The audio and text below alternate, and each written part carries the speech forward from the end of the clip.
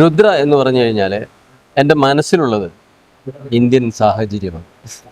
Indian സാഹചര്യമാണോ ഇന്ത്യയുടെ ഇപ്പോഴത്തെ സാഹചര്യമാണോ? Indian സാഹചര്യം എന്ന് മാത്രമേ പറയുന്നുള്ളൂ. അത്രേ സാമൂഹിക വ്യവസ്ഥ എന്ന് പറയാം. ഈ വൈകാരിക അനുഭൂതികളെയും അതിൻ്റെ വിസ്ഫോടനങ്ങളെയൊക്കെ കാണിക്കാൻ ഏറ്റവും അനുയോജ്യമായതും ശക്തമായും പറയാൻ പറ്റുന്നത് ഈ സ്ത്രീ മനസ്സുകളിലൂടെ തന്നെയാണ്. അതാണ് ഞാൻ അങ്ങനെ തിരഞ്ഞെടുക്കുന്നത്. കാരണം നമ്മൾ കാണുന്ന ഒരു ചട്ടക്കൂടിലേക്ക് ഒതുങ്ങി നിൽക്കുന്നതല്ല സത്യത്തിൽ സ്ത്രീ, അല്ലേ? ഈ സിനിമയിൽ പാട്ട് പാടാൻ അവസരം കിട്ടുമെന്ന് നോക്കാൻ വേണ്ടിയിട്ടാണ് ഞാൻ തിരുവനന്തപുരത്ത് കയറുന്നത്. അങ്ങനെ എന്നെ സിനിമയിലേക്ക് ഇറക്കുന്നത് ശരിക്ക് നമ്മുടെ സുരേഷ് അല്ലേ, സുരേഷ് കുമാർ, അദ്ദേഹമാണ് എന്നെ സിനിമയിലേക്ക് ഇറക്കുന്നത്, എൻ്റെ ഗോഡ് ഫാദർ. ശരിക്കും പറയേണ്ട അന്ന് ആരും എഴുതാൻ തയ്യാറാവുന്നില്ല. പ്രത്യേകിച്ച് എന്ന് പറഞ്ഞു കഴിഞ്ഞാൽ ഈ കോക്ക് ഫൈറ്റ്, കോഴിപ്പോരിൻ്റെ പശ്ചാത്തലത്തിൽ ഒരു കഥ രൂപീകരിച്ച് വരിക എന്ന് പറയുന്നത് നടക്കുന്ന കാര്യമേ അല്ല. സജീവ ഒളിവിൽ അവിടെ പോവുകയാണെങ്കിൽ ഇന്നാളെ മോൻ ഇന്നത് ചെയ്തു, ഇന്ന് എന്നുള്ള പറയുന്നൊരു സ്വഭാവം അത് ഞാൻ ഈ സുരേഷ് ഗോപി കൊടുത്തു. പക്ഷെ എനിക്ക് അത്ഭുതപ്പെടുത്തിയെന്ന് വെച്ചാൽ ഒരുപാട് നീട്ടത്തിലുള്ള ഡയലോഗും കേസും കോടതിയൊക്കെയാണ്. ആകുമ്പോൾ പുള്ളി ഉണ്ടല്ലോ ഒറ്റയടിക്ക് ഒരു 5 പേജ് ഉണ്ടല്ലോ, ഒരു സംഭവം അവിടെ പോകുന്നു പറയുന്നു, ഒരു സംഭവം ആവശ്യമില്ല. 3 മിനിറ്റ് നോക്കും, സംഭവം എത്ര പെട്ടെന്ന് അറിയാം. ഒരു വരി പോലും തെറ്റാണ്ട് ഭയങ്കര ആ കാര്യത്തിന് സമ്മതിക്കും.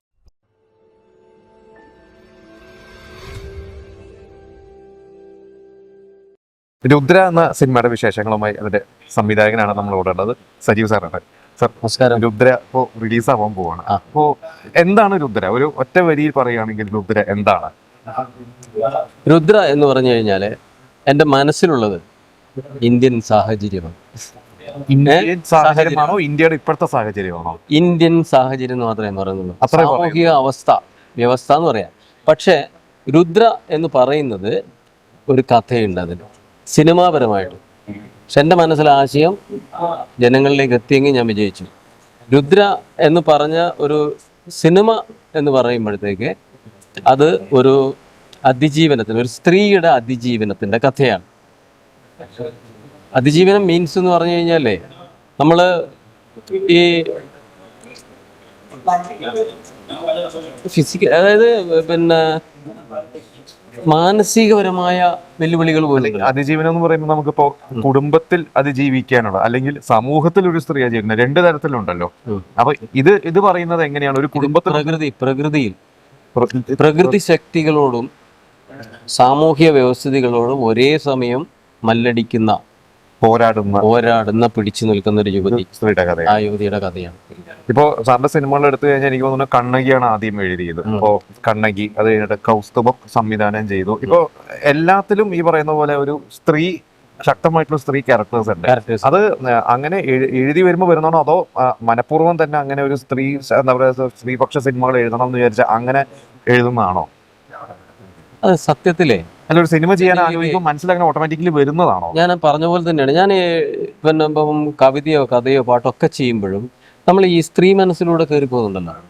അപ്പോഴത്തേക്ക് ഞാൻ പറഞ്ഞില്ല, ഈ വൈകാരിക അനുഭൂതികളെയും അതിൻ്റെ വിസ്ഫോടനങ്ങളെയൊക്കെ കാണിക്കാൻ ഏറ്റവും അനുയോജ്യമായതും ശക്തമായും പറയാൻ പറ്റുന്നത് ഈ സ്ത്രീ മനസ്സുകളിലൂടെ തന്നെയാണ്. അതാണ് ഞാൻ അങ്ങനെ തിരഞ്ഞെടുക്കുന്നത്. പക്ഷെ ഒരു പുരുഷന രീതിയിൽ കൂടുതൽ ഒരു പുരുഷന്മാരുടെ ഇത് പറയുമ്പോഴാണോ എളുപ്പം, അതോ സ്ത്രീകളെ പറയുന്നതാണോ? ഞാൻ ചോദിച്ചാൽ അതൊരു വെല്ലുവിളിയാണല്ലോ, ഒരു എഴുത്തുകാരെന്ന രീതിയിലും കൂടി ഒരു വെല്ലുവിളി ഉണ്ടല്ലോ. അത് അങ്ങനെ ഇല്ല ശരിക്ക്. പക്ഷേ പിന്നെ ഒരു പുരുഷ കേന്ദ്രീകൃത അല്ലെ സ്ത്രീ കേന്ദ്രീകൃത സംഭവം അങ്ങനെയൊന്നും എനിക്കില്ല. പക്ഷേ ഇവരുടെ ഈ മനസ്സുകളുണ്ടല്ലോ, അതിൻ്റെ ഉയർച്ച താഴ്ചകൾ, അതിലൂടെ കടന്നു പോകുമ്പോൾ ഉണ്ടാവുന്ന ഒരു വല്ലാത്ത ഒരു എന്താ പറയാ, എഴുത്തുകാരൻ അനുഭവിക്കുന്ന ഒരു സുഖമാണോ, ഒരു എൻജോയ്മെന്റ് ആണോ? അത് ശരിക്കും അങ്ങനെ പറയാൻ പറ്റും. എൻജോയ്മെന്റിനേക്കാൾ കൂടുതൽ വേദനയാണ് അതിലുണ്ടാകുന്നത്. എന്താ പറയാ, അത് സംത്രാപ്സം എന്നൊക്കെ പറയുന്ന പോലെയുള്ള ആ കടന്നു പോകുമ്പോൾ ഉണ്ടാകുന്നത് വെച്ചാൽ അത് പ്രേക്ഷകരിൽ ശരിക്കും ഉണ്ടല്ലോ, പ്രേക്ഷകരിലേക്ക് ശരിക്കും പ്രോസസ്സിന്റെ സമയത്ത് എന്ന് പറഞ്ഞു കഴിഞ്ഞിട്ടുണ്ടെങ്കിൽ നമ്മുടെ മനസ്സിൽ ഈ എല്ലാ ഭാവങ്ങളും നിറഞ്ഞു വരും. ഏതാ പറയുന്നത്, സ്ത്രീ എന്ന് പറയുന്നത് ഈ നമ്മൾ പറയുന്നില്ലേ മാതൃഭാവമുണ്ട്. അതേസമയം എന്ന് വെച്ച് കഴിഞ്ഞാൽ എൻ്റെ മനസ്സിലേക്ക് വരുന്നതെന്ന് വെച്ച് കഴിഞ്ഞാൽ ഈ പരിവർത്തനങ്ങൾക്ക് പാത്രമാവുന്ന സ്ത്രീ മനസ്സാണ് എൻ്റെ മനസ്സിലേക്ക് വരുന്നത്. അതെനിക്ക് പിന്നെ സ്ത്രീ കഥാപാത്രങ്ങൾ എഴുതണം എന്നുള്ളതിൽ അങ്ങനെയല്ല, പരിവർത്തനങ്ങൾക്ക് നിങ്ങൾ ആലോചിച്ച് നോക്കുക ഏതെല്ലാം മേഖലകളിലൂടെയൊക്കെയാണ് കടന്നു പോകുന്നത്. കാരണം നമ്മൾ കാണുന്ന ഒരു ചട്ടക്കൂടിലേക്ക് ഒതുങ്ങി നിൽക്കുന്നതല്ല സത്യത്തിൽ സ്ത്രീ, അല്ലേ? കുറെ മാറ്റങ്ങൾ അവരുടെ ജീവിതത്തിൽ സംഭവിക്കുന്നുണ്ട്. വല്ലാത്തൊരു ഒരു വിസ്ഫോടനാത്മകമായ രീതിയിലാണ് ഇപ്പോഴത്തെ ഈ സ്ത്രീ സമൂഹത്തിൻ്റെ ഒരു പോക്ക്. അത് എഴുത്തിലായാലും ശരി, ഭാഷയിലായാലും ശരി, പൊളിറ്റിക്സിലായാലും ശരി, മറ്റേത് കാര്യത്തിലായാലും ശരി, അവർ അതിശക്തമായൊരു സ്വാധീനം ചെലുത്തുന്നുണ്ട്. സത്യസന്ധമായിട്ട് ഉണ്ട്. അത് സിനിമയിലൂടെ പറയുമ്പോൾ ആ സിനിമ മനോഹരമാക്കും. നിങ്ങൾ പല സിനിമകൾ എടുത്തു നോക്ക്, എത്ര നായകന്മാർ എന്ത് സംഭവം കഴിഞ്ഞാലും ശരി, അതിലെ കഥയുടെ റൂട്ട്, അതിൻ്റെ ഇത് പോകുന്നത് കറക്റ്റ് ഇതിലൂടെയായിരിക്കും. മലയാളത്തിൽ വിജയിച്ച സിനിമകൾ തന്നെ എല്ലാം നോക്കിയോ, നോവലുകൾ നോക്കിയോ, ഒരുപാട്. ഇപ്പം ഞാൻ പറയും, മഹാഭാരതം എന്ന് തന്നെ പറഞ്ഞു കഴിഞ്ഞാൽ ആ ദ്രൗപദിയുടെ മനസ്സുണ്ടായിരുന്നു സംഭവത്തിൽ, ഇല്ലേ? എം ടിയുടെ മഞ്ഞെടുത്ത് നോക്ക്. സിനിമകൾ പറയുകയാണെങ്കിൽ നമ്മൾ ഇന്ന് നോക്കുകയാണെങ്കിൽ MT സിനിമകൾ നോക്കുമ്പോൾ ആൾക്കൂട്ടത്തിൽ തന്നെ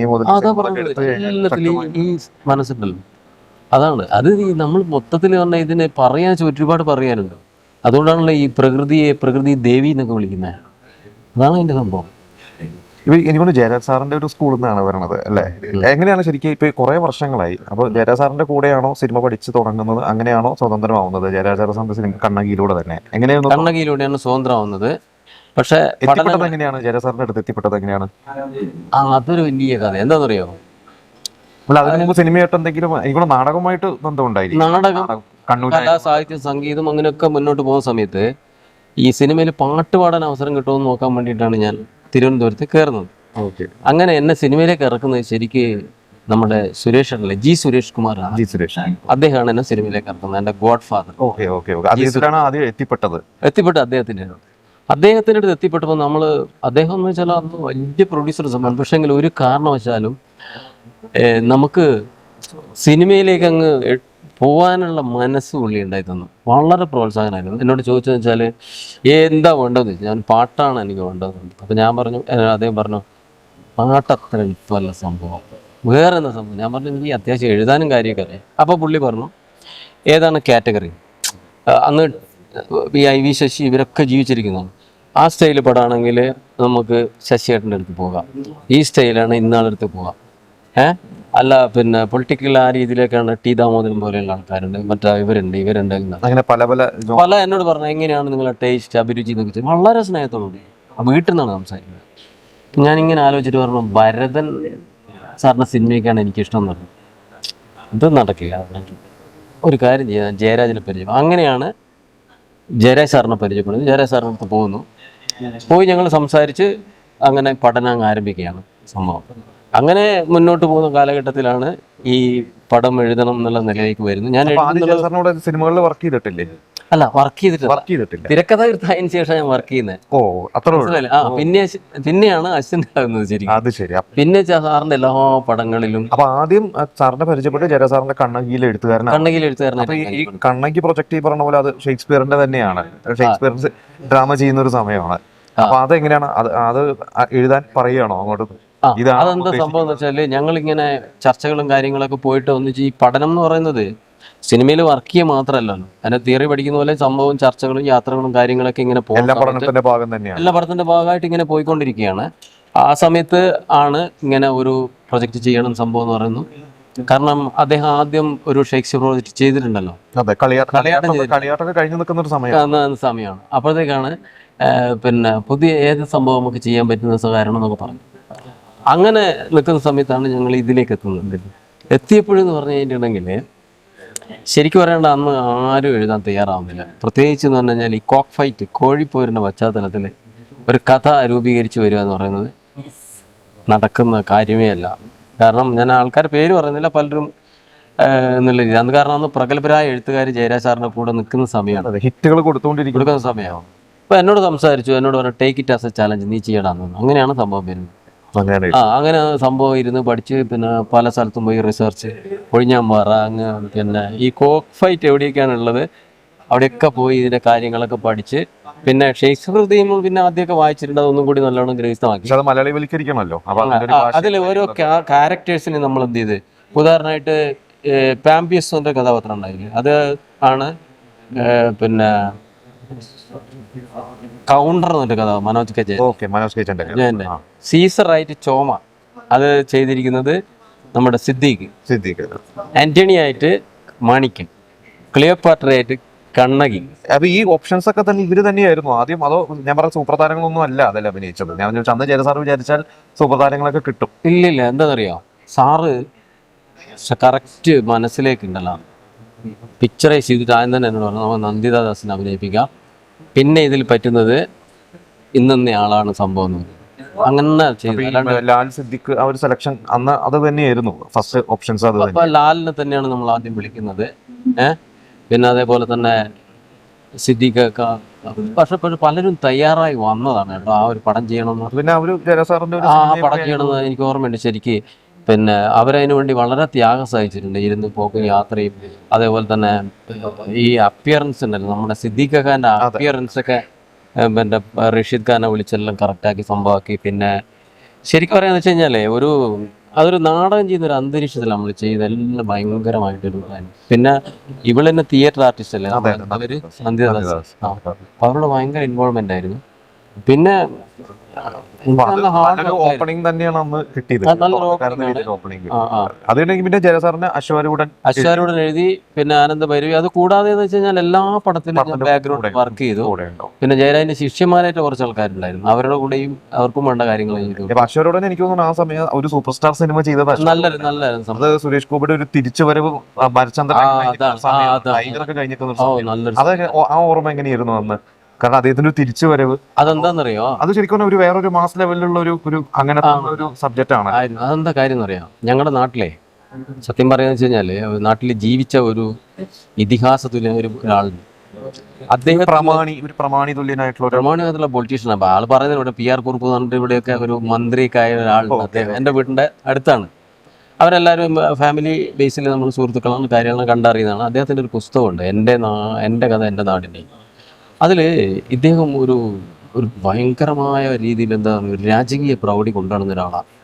പിന്നെ അതുപോലെ തന്നെ ഭയങ്കര ബ്രില്യൻ്റ് കാര്യം. ഈ സാധനം എടുത്തിട്ടാണ് നമ്മൾ എന്ത് ചെയ്യുന്നത്, അത് അദ്ദേഹത്തിന്റെ ജീവിതം ബേസ് ചെയ്തിട്ടാണ്, ജീവിതത്തിലെ ചില എലമെന്റുകൾ അല്ല ഈ പറഞ്ഞ പോലെ അതില് ഈ പറഞ്ഞ നാട്ടു പ്രശ്നങ്ങൾ സോൾവ് ചെയ്യുക, അങ്ങനെയാണ് കൺട്രോൾ ചെയ്യുന്ന, എല്ലാവർക്കും പേടിയുള്ള ഒരു ക്യാരക്ടറാണ്. അതില് എല്ലാ അംശവും നമുക്ക് ഇതിലേക്ക് വന്നില്ലെങ്കിലും ശരി, അദ്ദേഹത്തിന്റെ ചില പർട്ടിക്കുലർ പോയിന്റ് ഞങ്ങൾ എടുത്തിട്ട് എപ്പോഴും ഓർമ്മ അതിൽ എന്തെങ്കിലും ഒരു പ്രശ്നം ഉണ്ടെങ്കിൽ വന്നാൽ ഒരു സൊല്യൂഷൻ കിട്ടിയിട്ട് ആളെ പറഞ്ഞ് ഇറങ്ങുള്ളൂ. എന്തെങ്കിലും പ്രൊട്ടക്ട് ചെയ്യും. ആദ്യം വരുന്ന ആരാണോ അയാളെ അതിന്റെ തിയറി അതാണ്. ഇത് തെറ്റോ ശരിയോ അല്ല പുള്ളി നോക്കൂല, ആദ്യം വരുന്ന ആളെ പ്രൊട്ടക്ട് അയാള്. അത് എന്ന് വെച്ച് കഴിഞ്ഞാല് അദ്ദേഹത്തിന്റെ ശത്രു ആയാലും ശത്രുവിന്റെ മകനായി എന്ത് സംഭവം, അങ്ങനെ ഒരു മനുഷ്യൻ എൻ്റെ അഭിപ്രായത്തിൽ ഭൂമിയിൽ വേറെ ജീവിച്ചില്ല സത്യം പറയാൻ. അതാണ് ആ സിനിമ എടുക്കുന്നത്. പിന്നെ അത് കഴിഞ്ഞിട്ട് പിന്നെ കൗസ്തുഭം ചെയ്തു. പിന്നെ ചെയ്ത സിനിമകൾ ഏതൊക്കെയായിരുന്നു ഡയറക്ട് ചെയ്ത? കൗസ്തുഭം കഴിഞ്ഞ ശേഷം ഹോം ഗാർഡ് എന്നൊരു പടം, പിന്നെ പ്രേമിക, തിറയാട്ടം അടുത്ത് ചെയ്തത്. അതിനുശേഷമാണ് ഈ രുദ്രയിലേക്ക് കടന്നത്. അപ്പൊ പിന്നെ ഈ പറഞ്ഞ പോലെ വേറെ ഈ ഒരു ജയസാറിന്റെ കൂടെ പിന്നെ എഴുതിയിട്ടില്ല? അശ്വരോടം കഴിഞ്ഞിട്ട് പിന്നെ ഒന്നും എഴുതിയിട്ടില്ല അല്ലെ? അശ്വരോടം കഴിഞ്ഞതിന് ശേഷമാണ് ഈ ആനന്ദഭൈരവി എഴുതിയത്, സംഭവങ്ങളൊക്കെ എഴുതി അങ്ങനെ പോയി. പിന്നെ അതിന്റെ സ്വന്തം പരിപാടികളായതുകൊണ്ട് അങ്ങനെ പോയത്. സ്വന്തം പരിപാടിയിലേക്ക് പോയി. അത് മാത്രല്ല, നേരത്തെ പറഞ്ഞില്ലേ കുറച്ച് ഈ ഇതുണ്ടായിരുന്നു, ഈ രാഷ്ട്രീയ പരിപാടിയിൽ ഇങ്ങനെ പോയിക്കൊണ്ടിരുന്നു കുറച്ചു കാലം, ഒരു 2-3 വർഷം അങ്ങനെ ഇതായി. പിന്നെ എനിക്ക് ഈ പാട്ടിനോട് എഴുത്തിനും ബാക്കിയുള്ള ഈ സാംസ്കാരിക പ്രവർത്തനം എന്ന പരിപാടി, പ്രസംഗിക്കാൻ പോകാനൊക്കെ വലിയ ഇഷ്ടമാണ്. പിന്നെ സൂപ്പർ സ്റ്റാർ സിനിമകൾ ട്രൈ ചെയ്തില്ല? ഞാൻ അങ്ങനെ ഒന്നും ചെയ്തില്ല. ഞാൻ എന്താ സംഭവം, കഥ എഴുതുക, നമുക്ക് ഇഷ്ടപ്പെട്ടൊരു സംഭവം എഴുതുക, അതിന് ആ സമയത്ത് എങ്ങനെയൊക്കെ ചെയ്യാൻ പറ്റുന്നത് അത് ചെയ്യുന്ന സമയത്ത് അതങ്ങനെ നടന്നു പോവുക. അപ്പൊ അതിന്റെ ആ കാലഘട്ടം ഉണ്ടല്ലോ. ഇപ്പൊ ഇത് കഴിഞ്ഞ രുദ്ര, ഇനി അടുത്തതിലേക്ക് ഇങ്ങനെ ഇപ്പൊ വന്നില്ല ആൾക്കാർ. ഇപ്പൊ നമ്മുടെ ഞങ്ങൾ തന്നെ ഉദ്ദേശിക്കുന്നത് ഇപ്പം ഒരു ടീം ഉണ്ടല്ലോ, ആ ഒരു പടം ഉണ്ട് ഇപ്പം ഞാൻ ചെയ്യാൻ ഉദ്ദേശിച്ചത്. അത് കൂടാണ്ട് ഇപ്പം അദ്ദേഹം പ്രിപ്പയർ ചെയ്യുന്ന നമ്മളെ റെനീഷ് ആദി പ്രിപ്പയർ ചെയ്യുന്ന കഥയുണ്ട്. പിന്നെ നമ്മുടെ ഈ സൗത്ത് ഇന്ത്യൻ ഫിലിമിന്റെ ആളുണ്ട്. അപ്പൊ ഏതാണോ പോസിബിൾ സംഭവം എഴുതി നമുക്ക്. അല്ല ഞാൻ ചോദിച്ചു സൂപ്രത, പണ്ടത്തെ പോലെ ഇന്ന് സിനിമ മാറി. പണ്ട് ഒരു പ്രൊഡ്യൂസേഴ്സ് തീരുമാനിക്കുന്ന ഡിസ്ട്രിബ്യൂട്ടേഴ്സ്, അവിടുന്ന് മാറി ഇപ്പൊ താരങ്ങളുടെ കയ്യിൽ സിനിമ, അതുകൂടി ഒരു കാരണമാണോ പിന്മാറാൻ? പല പഴയ ആളുകളും അല്ല, അതൊന്നും അല്ല, താരങ്ങളുടെ അടുത്ത് പോകാൻ ഒരു മടി കാണിക്കുന്ന പ്രശ്നം തോന്നിയിട്ടുണ്ടോ? ഇല്ല, അങ്ങനെയൊന്നും ഇല്ല. കാരണം ഇവരൊക്കെ നല്ല അടുത്ത സുഹൃത്തുക്കളൊക്കെ തന്നെയാണ്. എപ്പോ വേണമെങ്കിലും ചെല്ലും പറയുകയൊക്കെ ചെയ്യാൻ പറ്റുന്ന ആൾക്കാർ തന്നെയാണ്. പക്ഷെ എന്താ സംഭവം എന്ന് വെച്ച് കഴിഞ്ഞാല് അവർക്ക് ചെയ്യാൻ പറ്റുന്ന ഒരു ഇതുണ്ടല്ലോ, എൻ്റെ കയ്യിലേക്ക് വരണം, മനസ്സിലായില്ല? അവർക്ക് പറ്റിയിട്ടുള്ള സാധനം മനസ്സിലോട്ട് ആദ്യം വരണം. അത് എനിക്കും അവർക്കും പറ്റുന്നേ. കാരണം എന്താണെന്നറിയോ, പിന്നെ സൂപ്പർ സ്റ്റാറുകൾ എന്ന് പറയുന്ന അവരുടേതായ ഒരു കൺസെപ്റ്റ് ഉണ്ടല്ലോ, ആ ഒരു കൺസെപ്റ്റ് അല്ല എൻ്റെ മനസ്സിലേക്ക് വരുന്നത്. അപ്പം അവർക്കും എനിക്കും കൂടി ഇഷ്ടപ്പെട്ടൊരു കാര്യം നമുക്ക് വരണമല്ലോ.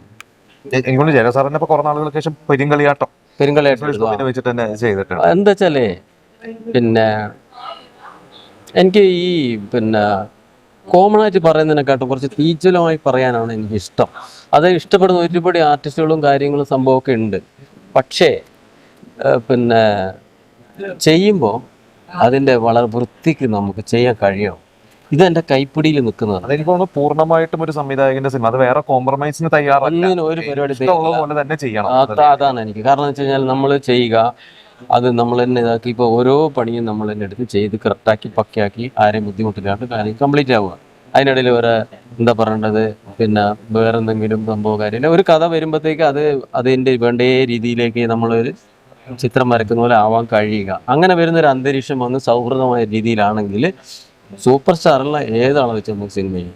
ഇപ്പൊ അവരുടേതായ രീതി ചാർട്ടിംഗ് ഒന്നും എനിക്ക് നടക്കില്ല സത്യം പറഞ്ഞു വെച്ചാൽ. കാരണം എന്താ അറിയാം, ഞാൻ കുറേയൊക്കെ ഈ സെറ്റിൽ വെച്ച് ഇംപ്രൈസ് ചെയ്യും, മനസ്സിൽ വെച്ചു ഇംപ്രൈസ് ചെയ്യുന്നതാണ്. അപ്പം പരസ്പരം അങ്ങോട്ടും ഇങ്ങോട്ടൊക്കെ ചർച്ച ചെയ്യാനും അതിനുള്ള സമയമൊക്കെ അവർ ഉണ്ടാവുന്ന രീതിയിലൊക്കെ എനിക്ക് ആവത്തുള്ളൂ. നമുക്ക് ചെയ്യുന്ന കാര്യങ്ങളെ പറ്റും. അത്രയും പറ്റും. ഇപ്പൊ അന്ന് ശരിക്കും പറഞ്ഞു കഴിഞ്ഞാൽ സുരേഷ് ഗോപി അശോകൻ ചോദിക്കൊണ്ട് പറയണം, അന്ന് MT മുതൽ അങ്ങോട്ട് ഈ പറഞ്ഞ രഞ്ജി പണിക്കർ ഇവരുടെയൊക്കെ സ്ക്രിപ്റ്റുകൾ ഇവരുടെയൊക്കെ ഡെപ്തി ഒരു ഡയലോഗുകൾ പറഞ്ഞിട്ടുള്ള ആളാണ് സുരേഷ് ഗോപി. ആ സുരേഷ് ഗോപി സ്വന്തം ഡയലോഗ് പറഞ്ഞ അന്ന് എന്തെങ്കിലും ഒരു മെമ്മറി ഓർമ്മയുണ്ടോ? ആദ്യമായിട്ട് അദ്ദേഹം പറയാണ് രസകരമായിരുന്നു. എന്തെങ്കിലും ഒരു മെമ്മറി സുരേഷ് ഗോപിയുമായിട്ട്? ഇഷ്ടം പോലെ മെമ്മറി ഉണ്ട്. എന്താണെന്നറിയാം, അന്ന് സത്യത്തിൽ ആ സിനിമ ചെയ്യുന്ന സമയത്ത് നമുക്ക് മനസ്സിലാവില്ല സായ്കുമാറിന്റെ കഥാപാത്രമാണോ ഇദ്ദേഹത്തിനാണോ മേലിൽ നിൽക്കുന്നത് മനസ്സിലാവില്ല.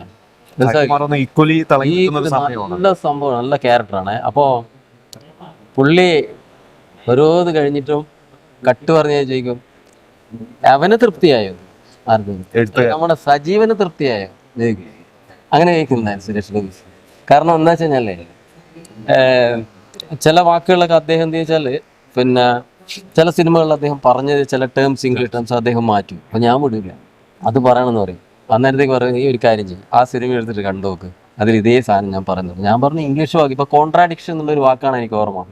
അപ്പൊ പുള്ളി അത് വൈരുദ്ധ്യം എന്ന് പറഞ്ഞു. അപ്പോൾ അങ്ങനെ ഇതാക്കുമ്പോഴത്തേക്ക് ഞങ്ങള് പറയുമ്പോൾ പിന്നെ എന്ത് ചെയ്യുമ്പോഴത്തേക്കും പറഞ്ഞു കഴിഞ്ഞാല് കട്ടൊക്കെ പറഞ്ഞു കഴിഞ്ഞാല് അവനെ തൃപ്തിയായോ ആ ഡബ്ബിയും ചോദിക്കും, മനസ്സിലായില്ല. അങ്ങനെ ഉണ്ടായിരുന്നു. പിന്നെ അത് മാത്രമല്ല അന്ന് എഴുതുമ്പോ ഈ പറഞ്ഞ പോലെ ആദ്യം തന്നെ കഥ ആലോചിക്കുമ്പോൾ സുരേഷ് ഗോപി ആണെന്ന് മനസ്സിൽ കണ്ട്, പിന്നെ ഡയലോഗ് എഴുതുമ്പോൾ സുരേഷ് ഗോപി ഇല്ല, എന്റെ മനസ്സിൽ ഈ കഥാപാത്രം മാത്രമേ ഉള്ളൂ. സുരേഷ് ഗോപി മനസ്സിൽ കണ്ട ഡയലോഗ് എഴുതിയത് അല്ല, ആരൊന്നുമല്ല. പക്ഷെ ഒരു കാര്യം ഉണ്ടായിരുന്നു, പിന്നെ ഈ വ്യക്തി എന്ന് പറയുന്നത് അദ്ദേഹത്തിന് ഒരു ശൈലി ഉണ്ടല്ലോ, ആർക്ക് ഈ പറഞ്ഞ കഥാപാത്രത്തിന്. ആ കഥാപാത്രത്തിൻ്റെതായ ഒരു പ്രത്യേകത എന്ന് വെച്ച് കഴിഞ്ഞാൽ അയാൾ ആരാൾ വരുമ്പോ ഇന്ന സ്ഥലത്ത് നിന്ന് ഇന്ന ആൾ വന്നു, ഇന്നത് ചെയ്തു എന്ന് പറയുന്നൊരു സ്വഭാവം അദ്ദേഹത്തിനുണ്ട്. പോയി പറയുന്നു വേണ്ട. ഇപ്പൊ സജീവ ഒളിവിലാണ് പോവുകയാണെങ്കിൽ ഇന്നാളെ മോൻ ഇന്നത് ചെയ്തു എന്നുള്ള പറയുന്നൊരു സ്വഭാവം അത് ഞാൻ ഈ സുരേഷ് ഗോപി കൊടുത്തു. പക്ഷെ എനിക്ക് അത്ഭുതപ്പെടുത്തിയെന്ന് വെച്ചാൽ ഒരുപാട് നീട്ടത്തിലുള്ള ഡയലോഗും കേസും കോടതിയൊക്കെയാണ്. ആകുമ്പോൾ പുള്ളി ഉണ്ടല്ലോ ഒറ്റ അടിക്ക് ഒരു 5 പേജ് ഉണ്ടല്ലോ, ഒരു സംഭവം അവിടെ പോകുന്നു പറയുന്നു, ഒരു സംഭവം ആവശ്യമില്ല. 3 മിനിറ്റ് നോക്കും, സംഭവം എത്ര പെട്ടെന്ന് അറിയാം. ഒരു വരി പോലും തെറ്റാണ്ട് ഭയങ്കര ആ കാര്യത്തിന് സമ്മതിക്കും. എനിക്ക് അതുപോലെ ഓർമ്മയുണ്ട്, അന്ന് അശ്വരോടെ കാര്യം ഓർമ്മ എന്ന് പറയാം, അത് സൈജു കുറുപ്പിന്റെ രണ്ടാമത്തെ ആദ്യമായിട്ട് മയൂകം കഴിഞ്ഞിട്ട് പിന്നെ ഒരു ത്രൂ ഔട്ട് റോള് കിട്ടിയ ഒരു സിനിമയാണ്. എവിടെയോ എത്തി. ആ ഒരു ജേണി എങ്ങനെ കാണുന്നു? സൈജു കുറുപ്പിന്റെ ഒരു നല്ല ബന്ധമായിരുന്നു. അപ്പം പിന്നെ സൈജു ആയിട്ട് നല്ലൊരു കഥാപാത്രമാണ്. പിന്നെ അത് മാത്രമല്ല ഞങ്ങൾ തമ്മിൽ എന്ന് വെച്ച് കഴിഞ്ഞാലേ ജയരാജിന്റെ സഹോദരൻ ഞങ്ങൾ കൂടിയിട്ട് പിന്നെ ആ സമയത്ത് ഈ കോട്ടയത്തൊക്കെ ഇടയ്ക്ക് ഇരിക്കുകയും വരികയും സംസാരിക്കുകയൊക്കെ ചെയ്യാറുണ്ട്. അപ്പോൾ സൈജുനെ ഞങ്ങൾക്ക് വലിയ ഇഷ്ടമായിരുന്നു സംഭവം. അങ്ങനെ സൈജു നല്ല രീതിയിൽ ചെയ്യുകയും കാര്യങ്ങളും. പക്ഷേ എനിക്കൊരു ചെറിയ സംഭവം എന്ന് വെച്ചാൽ സൈജുവിൻ്റെ താടി വെച്ച രൂപ ഉണ്ടല്ലോ, അതായത് എനിക്ക് വേണമെന്ന് വിചാരിച്ചു ആ രൂപ ഞാൻ ഉദ്ദേശിച്ചത്. പക്ഷേ പിന്നെ ഇങ്ങനെയാണ് വന്നത്. പക്ഷെ നല്ല ജോളിയായിരുന്നു. കാരണം അദ്ദേഹത്തിന്റെ ഒരു വേറെ ലെവലിൽ പോയി. അല്ല, പക്ഷെ എനിക്ക് ഭയങ്കര അല്ല, നിങ്ങൾ പറഞ്ഞില്ലേ എനിക്കൊരു സിനിമ ചെയ്യുന്ന സൈജുവിനെ വെച്ച് ചെയ്യാൻ എനിക്കിഷ്ടമാണ് ചെയ്യാൻ. നല്ലൊരു ഡിസ്കസ് ചെയ്തിട്ടുണ്ടോ? അങ്ങനെ എന്തെങ്കിലും ഡിസ്കഷൻ നടക്കുന്നു? ഒന്നും ചെയ്തില്ല. ഞാൻ ആരോട് പറഞ്ഞിട്ടില്ല. വിളിക്കാറുണ്ട്, ബന്ധമുണ്ട്. ഇല്ല, അങ്ങനെ കാണുമ്പോൾ അങ്ങനെയുള്ള ബന്ധം അല്ലാണ്ട് കൂടുതൽ അങ്ങനെ അടുത്ത ഇടപഴകോ കാര്യങ്ങളൊന്നും ഇല്ല. ഞാനൊരു സൈഡിൽ മാറി പാനൂരി ജീവിക്കുന്ന ഒരാളാണ്. പക്ഷെ അദ്ദേഹത്തിന് നല്ല കഴിവുള്ളതാണ്. അന്നേ സംഭവം മനസ്സിലായി എനിക്ക്. കാരണം വെച്ചാല് ഒന്നെന്ന് വെച്ച് കഴിഞ്ഞാല് അവരുടെ തുടക്കക്കാലല്ലേ, അതെ അതെ അപ്പൊ ഞാന് സത്യത്തില് അന്ന് പ്രായം കൊണ്ട് ഇവരൊക്കെ ഇതാണെങ്കിലും പക്ഷെ ഞാനൊരു സീനിയർ പോലെയായിരുന്നു ജയസാറായിട്ട് വന്നു. അപ്പോ പിന്നെ എല്ലാത്തിനും നമ്മൾ ചർച്ച ചെയ്യുമ്പോൾ കാര്യങ്ങളും സംഭവമൊക്കെ മുൻകൂട്ടി നമ്മൾ പറഞ്ഞു കൊടുക്കും. പിന്നെ ഒരുപാട് തമാശകളൊക്കെ ഉണ്ട്, സംഭവങ്ങളൊക്കെ അതൊക്കെ ഇപ്പം ഓർമ്മകളാണ്. ഓർമ്മ നല്ല രസമുള്ളായിരുന്നു. കാരണം അന്ന് വേറെയും ഈ ഫോർ ദ പീപ്പിളിലൊക്കെ അഭിനയിച്ച ഒരുപാട് അവരൊക്കെ ഉണ്ടായിരുന്നു. കോഴിക്കോടുള്ള അവരുണ്ട്, പിന്നെ പത്മപ്രിയ ഉണ്ട്, പിന്നെ സായി കുമാർ, ജഗന്നാഥ് വർമ്മ, ശ്രീജിത്ത് രവി, അങ്ങനെ കുറെ പേരുണ്ടെന്ന് തോന്നുന്നു. അവരൊക്കെ ഉണ്ടായിരുന്നു. ശ്രീജിത്ത് രവിന്റെ വോയിസ് ഉപയോഗിച്ചു. പിന്നെ അതേപോലെ തന്നെ ടി ജി രവിയേട്ടൻ അഭിനയിച്ചു. അപ്പൊ അദ്ദേഹത്തിന്റെ രണ്ട് അവസ്ഥയിലുള്ളത് എന്ന് പറഞ്ഞത്, ഒന്ന് ഡബ് ചെയ്തിരിക്കുന്നത് ശ്രീജിത്ത് രവിയായിട്ടാണ്, ഒന്ന് ഇദ്ദേഹം അങ്ങനെ ചെയ്തിട്ടുണ്ടായിരുന്നു. ഇപ്പോ ഈ പറഞ്ഞ പോലെ വീണ്ടും നമ്മൾ രുദ്രാപ്പ തിയേറ്ററുകളിലേക്ക് എത്തുകയാണ്. അപ്പോ ഇപ്പോ നമുക്കറിയാം സിനിമകൾ പഴയ പോലെയല്ല. പണ്ട് നമുക്ക് ഒരു സിനിമ ഇറങ്ങി കുറച്ച് ദിവസം തിയേറ്ററിൽ ആളില്ലെങ്കിൽ പിന്നീട് അഭിപ്രായം വന്നാൽ പിന്നീട് സെക്കൻഡ് വീക്ക് കയറുന്ന കാണാം. ഇന്ന് പക്ഷേ ഫസ്റ്റ് ഡേ കയറിയില്ലെങ്കിൽ സെക്കൻഡ് ഡേ അത്രയധികം സിനിമകളാണ് വന്നുകൊണ്ടിരിക്കുന്നത്. അപ്പൊ എങ്ങനെയാണ് ഈ ആ ഒരു ടെൻഷൻ എങ്ങനെയാണ് ഉള്ളത് ഇപ്പൊ? പണ്ടത്തെ എനിക്കൊരു ടെൻഷനും ഇല്ല. കാരണം എന്താ വെച്ച് കഴിഞ്ഞാല് എന്നത് വലിയ സിനിമകൾ തിയേറ്ററിൽ ഓടുന്നു, ചെറിയ സിനിമകൾ ഓടുന്നുണ്ട്. പക്ഷെ വലിയ സിനിമകൾക്ക് കൂടുതൽ സ്ക്രീൻസ് കിട്ടുന്നു, ആളുകൾ വലിയ സിനിമകൾ കാണാൻ പോകുന്നു. അങ്ങനെ ഒരു സംഭവത്തിലോട്ട് ഇപ്പൊ വരികയാണല്ലോ. കൂടുതൽ OTT ചെറിയ സിനിമകൾ പോകുന്നു. അപ്പൊ കാരണം എന്താ വെച്ചാല് ഇതില് സത്യത്തിൽ വന്നു കഴിഞ്ഞാൽ എൻ്റെ മനസ്സും ശരീരവും എൻ്റെ അധ്വാനമാണ് ഇതിലുള്ളത്. അത് ഞാൻ ഈ സിനിമ പിന്നെ ഏകദേശം നമ്മളുമായി ബന്ധപ്പെട്ട എല്ലാവരും ഇട്ട് കാണിച്ചിട്ട് അവരെല്ലാവരും നല്ല ഒപ്പീനിയൻ, ആ ഒപ്പീനിയൻ എനിക്ക് കിട്ടിക്കഴിഞ്ഞു. നിർമ്മാണത്തിലും ഉണ്ട് ഒരു ഭാഗമാണ് അല്ലെ? നിർമ്മാണം മൊത്തം ഞാൻ തന്നെ. നിർമ്മാതാവേ ഉള്ളൂ. അപ്പോൾ ഞാൻ പറഞ്ഞ പ്രോസസ്സ്. അപ്പോൾ പിന്നെ എൻ്റെ ഒരു മൊത്തത്തിലുള്ള അധ്വാനമാണ് ഈ സംഭവങ്ങൾ എന്ന് പറയുന്നത്. പിന്നെ എൻ്റെ സുഹൃത്തുക്കളായിട്ടുള്ള ഒരുപാട് ആൾക്കാർ അധ്വാനം ഇതിലുണ്ട്. അപ്പം പിന്നെ ഒന്ന് പറയാന്ന് വെച്ച് കഴിഞ്ഞാല് അവരുടെ അഭിപ്രായം കേൾക്കുമ്പോൾ തന്നെ എൻ്റെ മനസ്സിന് തൃപ്തിയായി. ഇനി ഇതെങ്ങനെ വർക്കൗട്ട് ആവുന്നുള്ളതാണ്. അതിപ്പോ നമുക്ക് പറയാൻ പറ്റില്ലല്ലോ എന്നാണ് നോക്കാം. നമുക്ക് ഇങ്ങനെ തിയേറ്ററുകളിൽ ഇടുന്നുണ്ട്, കാണാൻ അതിന്റെ ഒരു ഭാഗമായി ആരും മോശം പറഞ്ഞില്ല കേട്ടോ. ഇത് നമ്മളെ കൂട്ടത്തിലുള്ള കുറേ ആൾക്കാർ കണ്ടുണ്ട്. ആരും അത്ര ഇത് പറഞ്ഞു, ആരും മോശം പറയാതിരിക്കണം. കാരണം ഈ സൗത്ത് ഇന്ത്യൻ ഉണ്ടല്ലോ, പുള്ളി അന്നേരം തന്നെ OTT കച്ചവടാക്കി. പുള്ളി OTT കച്ചവടാക്കി. പിന്നെ തമിഴിലേക്കും കന്നഡയിലേക്കും ഒക്കെ പുള്ളി പറഞ്ഞു. ഞാൻ അങ്ങോട്ട് പറഞ്ഞു. അതുപോലെ തന്നെ നമ്മളെ പുള്ളിക്കാരൻ വളരെ എഫേർട്ട് എടുത്ത് ഞാനത് എത്തിക്കാം, തിയേറ്ററിൽ എത്തിക്കാമെന്നും പറഞ്ഞു. എനിക്ക് അത്ര റിസ്ക് ഒന്നും ഉണ്ടായിരുന്നു. അപ്പൊ ഒരു കോൺഫിഡൻസ് ആണ്. ബാക്കി പ്രേക്ഷകരുടെ കയ്യിലാണ്. അത്ര തന്നെ ഉള്ളൂ. എന്താണ് ഓഡിയൻസിനോട് എന്താണ് പറയാൻ? ഓഡിയൻസിനോട് പറയാനുള്ളതെന്ന് വെച്ചാൽ നമ്മൾ വളരെയധികം കഷ്ടപ്പെട്ടിട്ടൊക്കെയാണ് ഒരു സിനിമ എടുക്കുന്നത്. അപ്പോൾ മറ്റൊന്നും രീതിയില്ല. നമ്മളൊക്കെ എന്ന് വെച്ച് കഴിഞ്ഞാൽ വളരെ അടിത്തറയുന്ന കാര്യങ്ങൾ ചെയ്തു പോകുന്നല്ലേ. അപ്പം ഞങ്ങളെ പോലെയുള്ള ആൾക്കാരെ പ്രോത്സാഹിപ്പിക്കണമെങ്കിൽ പ്രേക്ഷകരെന്ത് ചെയ്യണം? ഞങ്ങളെ സ്വീകരിക്കണം, ഞങ്ങളുടെ കഥ സ്വീകരിക്കണം, ഞങ്ങളുടെ ചലച്ചിത്രം സ്വീകരിക്കണം, ഞങ്ങളുടെ എല്ലാവിധമായ എന്താ പറയുക പിന്നെ കഴിവുകളെയും ഒന്ന് അംഗീകരിക്കണം. അങ്ങനെയൊക്കെ ആയാലും മുന്നോട്ട് പോകാൻ പറ്റുള്ളൂ. സിനിമകൾക്കുള്ള പ്രോത്സാഹനം കൂടി അടുത്ത സിനിമകൾ നമുക്കിങ്ങനെ പ്രോത്സാഹനം ഉണ്ടെങ്കിൽ നമുക്ക് മുന്നോട്ട് പോകാം. വലിയ സിനിമകൾ, വലിയ ക്യാൻവാസുകൾ സിനിമ ചെയ്യാനുണ്ട്. പിന്നെ അതുപോലെ തന്നെ ഇതുപോലെയൊക്കെയുള്ള സിനിമകളും ചെയ്യാമെന്ന് പറയുന്നുണ്ട്. അപ്പൊ അതിങ്ങനെ ഈ പറഞ്ഞില്ലേ ഒരു പ്രോസസ്സിലൂടെ അങ്ങനെ പോകുന്നുണ്ട്. അപ്പൊ എല്ലാവരും നമ്മളെ അകമഴിഞ്ഞ് സ്നേഹിച്ച് പ്രോത്സാഹിപ്പിക്കണം. അതാണ് എനിക്ക് പറയാനുള്ളത്. Okay, thanks for this.